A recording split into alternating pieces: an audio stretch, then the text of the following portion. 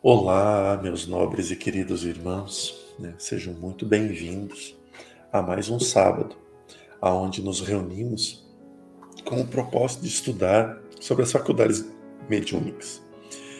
Estamos vendo o livro dos médiuns e eu ainda quase finalizando o capítulo 17. E hoje Robson e eu aqui para tentarmos, diante das nossas discussões, dos nossos comentários, tentar elucidar e esclarecer um pouco mais esse trabalho, né? E essa obra que é tão desafiadora e tão importante para todos nós. Então, contigo, Robson, vamos. Muito bem. Olá, pessoal. Então, a gente está estudando o capítulo 17 da segunda parte e fala sobre formação dos médiuns. Nós estamos no item número 214 e ele está explicando basicamente sobre iniciação do médium psicógrafo. E a gente está quase terminando esse grande subtítulo, né, que é o primeiro do capítulo 17. Então, Kardec diz assim: tudo o que acabamos de dizer se aplica à escrita mecânica. É a que todos os médiuns desejam obter e com razão, mas o seu exercício puro é muito raro e frequentemente se mistura mais ou menos com a intuição. O médium, tendo a consciência do que escreve, é naturalmente levado a duvidar de sua faculdade. Ele não sabe se isso vem dele ou de um espírito estranho. Não tem nada com que se inquietar e deve prosseguir assim mesmo, que observe com cuidado e reconhecerá facilmente no que escreve uma porção de coisas que não estavam em seu pensamento, e até mesmo que lhe são contrárias, prova evidente que não vem dele. Que continue, e a dúvida se dissipará com a experiência. Se o médium não puder ser exclusivamente mecânico, todas as tentativas para obter esse resultado são infrutíferas. Entretanto, estaria errado em se crer desfavorecido, porque, se tiver apenas a mediunidade intuitiva, é preciso que com ela se contente, e ela não deixará de lhe prestar grandes serviços, se souber aproveitá-la e se não a repelir. Após tentativas inúteis durante algum tempo, se nenhum indício do movimento involuntário se produz, ou se os movimentos são muito fracos para dar resultados, não se deve hesitar em escrever o primeiro pensamento que lhe for sugerido, sem preocupação se vem dele ou de uma fonte estranha. A experiência lhe ensinará a fazer a distinção. Aliás, ocorre às vezes que o movimento mecânico se desenvolve muito depois. Dissemos anteriormente que há casos em que é indiferente saber se o pensamento vem do médium ou de um espírito. É principalmente quando um médium puramente intuitivo ou inspirado faz um trabalho de imaginação por ele mesmo. Pouco importa que atribua a si um pensamento que lhe foi sugerido. Se lhe vêm boas ideias, que agradeça ao seu bom gênio, e lhe serão sugeridas outras. Assim é a inspiração dos poetas, dos filósofos e dos sábios. Suponhamos agora a faculdade mediúnica completamente desenvolvida, que o médium escreva com facilidade, que seja, numa palavra, o que se chama de um médium pronto. Seria um grande erro de sua parte se julgar dispensado de qualquer outra instrução. Venceu apenas uma resistência material, mas é então que começam para ele as verdadeiras dificuldades e que tem mais necessidade dos conselhos da prudência e da experiência, se não quiser cair nas 1000 armadilhas que lhe vão ser preparadas. Se quiser voar muito depressa com suas próprias asas, não tardará a ser enganado pelos espíritos mentirosos, que procuram explorar sua presunção.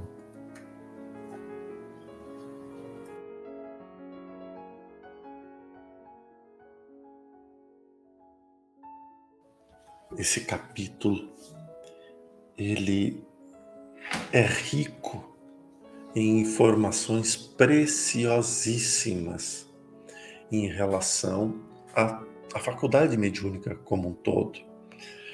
Eu vejo hoje em muitos locais falando sobre como desenvolver isso, como desenvolver aquilo, exercício para desenvolver isso, exercício para desenvolver aquilo. E, e aí quando a gente vê realmente o processo puro e limpo do desenvolvimento mediúnico, ou seja, isso que Kardec nos ensina aqui, a gente vê que muitas pessoas nunca estudaram a fundo os desenvolvimentos mediúnicos. Veja agora que num único ponto que Kardec nos apresenta em relação à psicografia, nos falando, né, da questão rara que é algumas faculdades.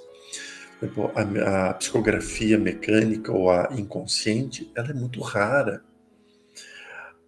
raríssima mesmo. Tem poucos médiuns que nós conhecemos desta forma, né? E o mais conhecido, Chico Xavier, né? Divaldo. E agora, médiuns semiconscientes, ou seja, que praticamente perderam a consciência e têm pouco influência, esse é muito comum e tem muitos médiuns. Mas assim como tem uma quantidade ainda maior de médiuns intuitivos. E nos médiuns intuitivos, eu acho que a faculdade mais bela é a mediunidade mais bela de todas, eu não tenho a menor sombra de dúvidas. Por quê? Porque o médium está fazendo a sua reforma íntima a cada palavra que lhe é sugerida. Porque ele escuta o que o autor está querendo trazer no mesmo instante. Ele escuta e ele transcreve. Ele está na função de escrever. Então ele está recebendo a ideia do Espírito em primeira ordem, em primeira mão, tendo a oportunidade grata de materializar o conhecimento pela escrita e para depois os outros terem acesso a ela. E isso é um privilégio imenso, um privilégio inimaginável. Porém, nós, insatisfeitos como somos, a gente sempre quer aquilo que dê menos trabalho para mim e mais resultado. Isso é um processo natural, e não é errado ser assim, mas é um processo natural. Então, a psicografia mecânica é muito melhor, porque eu vou desligar, eu vou apagar e o espírito vai fazer tudo. Este é o nosso sonho de ilusão, porque tem a ilusão mediúnica também, que é, nossa, como deve ser fácil, né? Não preciso estar ali, recebo tudo pronto. E eu sou uma das pessoas que preciso falar muito sobre isso, porque eu vivi isso na pele. Lá no início, claro, mas era com a psicofonia, né? Eu vivia isso, eu via os outros médiuns, um médium que psicofonava, e eu olhava e dizia, nossa, assim é fácil. Eu tinha que preparar a palestra, eu tinha que pesquisar assunto, tinha que fazer isso, tinha que fazer um compilado de informações. E eu via ele, chegava lá, se ajoelhava, rezava, incorporava e falava lindamente. Não, assim é fácil, eu queria isso, até eu ter. Aí depois que eu tive, eu digo, nossa, que saudade de quando eu pesquisava assunto e falava, porque era muito mais fácil. Era muito mais fácil antes do que é agora com o trabalho do mentor, porque vem junto muitas coisas com o compromisso. E a psicografia tem isso. Então nós nos lançarmos de forma religiosa e disciplinada a um estudo, né? Agora, uma das coisas mais importantes que Kardec toca, e que eu sempre falei sobre isso, né? Claro, sob sua influência, né? Que ele diz, não importa se a mensagem é tua ou do Espírito. Tem um teor de mensagem, esse teor da mensagem é muito mais importante do que o autor. E aí desmistifica por demais o animismo que é tão combatido nas casas espíritas. Todo o processo inicial dos desenvolvimentos, ela terá uma mescla de inúmeras energias. E nós não podemos ignorar o conhecimento que temos. Não tem como o Robson começar a escrever e ignorar por completo toda a sua formação ao longo da história, todas as suas obras lidas ao longo da história. Não tem como ignorar isso. A espiritualidade não ignoraria isso, porque isso é o maior acervo informativo para que eles tragam o conteúdo deles. Então, o animismo, ele não deve ser temido. O animismo deve ser observado com atenção. E ele diz isso aqui no final desse último item, né?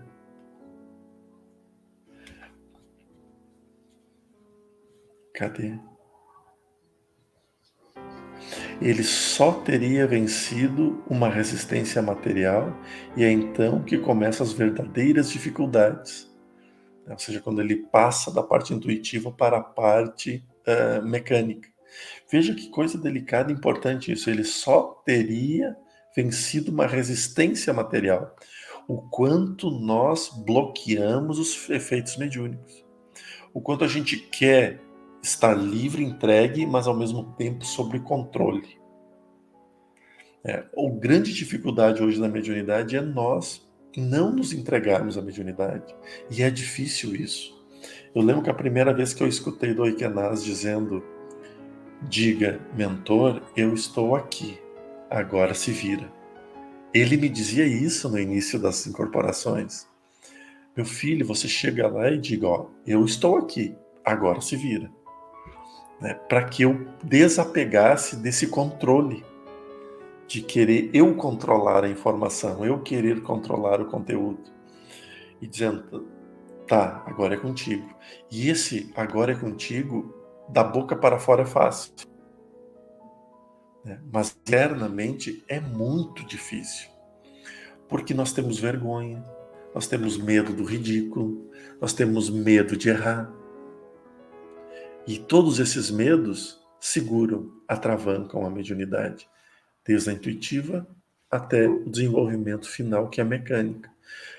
E, bem, acho que eu falei demais, eu falo demais, Robson. Vou deixar contigo um pouco. Pois é, eu queria que você falasse um pouco mais sobre por que você acha que agora é mais fácil psicofonar do que antes, que você tinha que pesquisar, né? Porque a pesquisa acaba entrando um tanto de intuição, né? Por exemplo, eu vou falar sobre um assunto, o mentor já vai, lê tal livro, ou tal assunto, vai encadear com tal. E poderia ser, né, na hora, eu só receber as intuições e falar.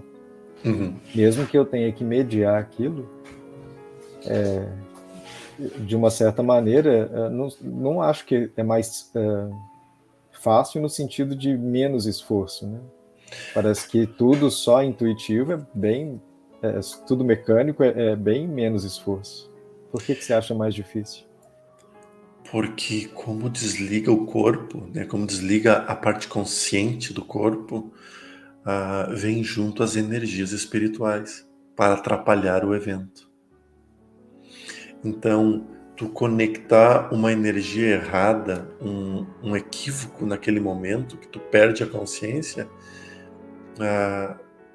vai demorar muito tempo para se dar conta. E quando se está consciente, tu está prestando atenção a tudo.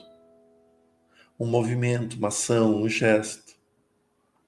Enquanto você está inconsciente, tu está confiante que aquilo vai dar certo, que aquilo realmente é uma comunicação séria. E claro que tem todo o processo de preparação anterior. Não é simplesmente sair de uma balada, entrar numa live e incorporar, entrar num caso espírita e incorporar. Não é isso. Mas a energia que, por exemplo, desde cedo hoje, eu já começo a acompanhar os espíritos que estarão para a live que vai ser daqui um pouco. E eles colocam pressão sobre mim. Quando eu tinha maior controle sobre o meu intelecto durante as falas, isso era muito reduzido. Essa ação espiritual ao redor era muito reduzida em relação ao que é hoje. E então isso eu acho mais difícil. Porque eu preciso me concentrar muito mais. Então, talvez é uma questão também de que a segunda modalidade precisa de uma proteção muito maior. Muito maior. É isso. Veja, tu já presenciou algumas coisas aqui em casa, Robson, de nós estarmos com a equipe montada, né, com o set, como a gente chama, o set montado, da onde vai ser a live, da onde vai ser as transmissões. A tua energia já estava aqui acoplada à energia, a minha já estava aqui acoplada à energia do ambiente. E de uma hora para outra chega novas pessoas. O quanto desestrutura a energia que estava montada para aquele momento. Se nós fôssemos todos conscientes, assim, esse impacto seria menor. Mas como a gente se entrega, por exemplo, nós dois, quando a gente está aqui, a gente se entrega mesmo inteiramente à energia, nós apanhamos muito mais, nós temos um impacto muito maior. Esse, para mim, é das grandes dificuldades que eu enfrento hoje no trabalho. Eu preciso estar tudo concentrado, tudo conectado, tudo em andamento e calmo. Uma pessoa agitada bagunça tudo. Agora, nós estamos falando de um canal no YouTube que usa um estúdio, uma sala, né? Um quarto como eu aqui. Agora, uma casa espírita que tem 100, 200 pessoas ali assistindo. O trabalho que tem aquela manifestação. Então, é muito mais cansativo, não só para o médium, mas como para todo o corpo mediúnico da casa. Num trabalho de materialização mesmo, isso ia ser muito mais delicado, não é? Muito, muito. Tanto é que veja numa das obras de André Luiz, que eu não lembro se é No Mundo Maior ou... não lembro o nome da outra obra. É num desses dois livros que ele fala sobre a materialização, que ele preside, que ele assiste no Rio de Janeiro. E ele fica encantado. E aí o instrutor diz que a concentração tem que ser tão grande por todos que pode, se não houver, pode ocorrer algo de grave à saúde do médium. Pela desestrutura de energia que ocorre com uma dúvida. Acho que é Missionários da Luz, não é? Missionários da Luz. É que ele fala isso, eu estou lembrando agora que você comentou. Mas a gente vai aprendendo, né? E é isso que a gente tem visto até no grupo, né? Nosso de trabalho, as pessoas recebendo muitas orientações, né? Até mensagens completas mesmo. Lindas. Só que isso, todo mundo com dúvida, será que é meu, será que não é meu? Eu acho que não deu sequência da lógica, eu acho que aqui eu atrapalhei, né? E é o tipo de dúvida que vem muito na cabeça. E vai atrapalhar muito ainda. Nós vamos atrapalhar muito. Porque cada trabalho é diferente. O jeito que eu estou hoje é diferente do jeito que eu vou estar amanhã. Hoje eu estou bem, mas amanhã eu posso acordar mal. Hoje eu estou mal, amanhã eu posso acordar bem. E o teor da mensagem vai passar pelo nosso critério, pela nossa coloração, né? Então, o médium precisa aprender a viver com dúvidas. Médium com todas as respostas se perdeu há muito tempo. O médium precisa ter dúvidas. Pelo menos o Eichenaz e o Lázaro sempre frisaram isso. Você precisa ter dúvidas, meu filho. Porque são as dúvidas que te farão ficar alerta. E isso, no início é difícil de aceitar isso. Nossa, mas isso aqui já é tão difícil, eu tenho que ter dúvida ainda.